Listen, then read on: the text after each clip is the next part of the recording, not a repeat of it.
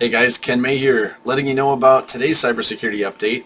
The FBI has released a bulletin letting us know that there are new attacks against multi-factor authentication that we need to be aware of. So right now, hackers are trying to find new tricky ways to get into our different accounts.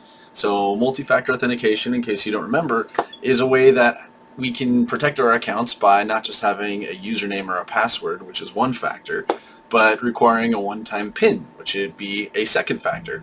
So we can receive that PIN either by getting it texted to us or possibly emailed to us, or by using an authenticator app by something such as Google Authenticator, Microsoft Authenticator, Duo, Authy, other apps like that.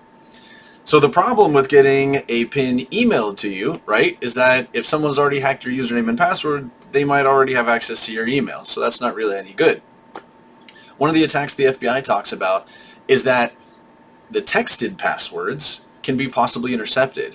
So there's something called a SIM clone attack, where the hackers are convincing Verizon or AT&T or T-Mobile, whoever it is, that they're you and that you've gotten a new phone and they need a copy of the SIM card for the new phone. So once they have a copy of your SIM card, then they can receive any texts and phone calls that are going to that device. So they try to log in as you, they get texted the one-time PIN, they're able to punch it in, and it's worthless. So what's most ideal is to use an authenticator app like we talked about, Google Authenticator, Microsoft, Authy, Duo, things like that. They're a lot more difficult to hack.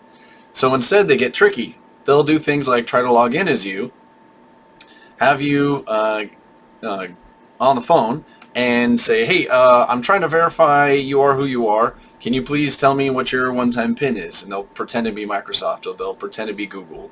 And then you give it to them and they can get into your account.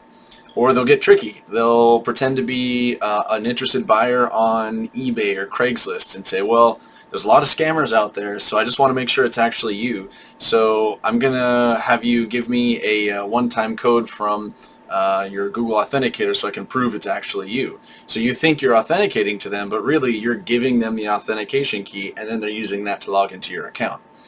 There are some other technical hacks they can do, tricking you to log into a fake website where they can intercept the PIN, a few other things along those lines. But at the end of the day, using an authenticator app is still probably the safest way to be able to protect your accounts, and just never give that one-time PIN to anybody unless you absolutely know without a shadow of a doubt that that's somebody that should be getting that PIN. So take care of yourself, keep an eye out, have a great day.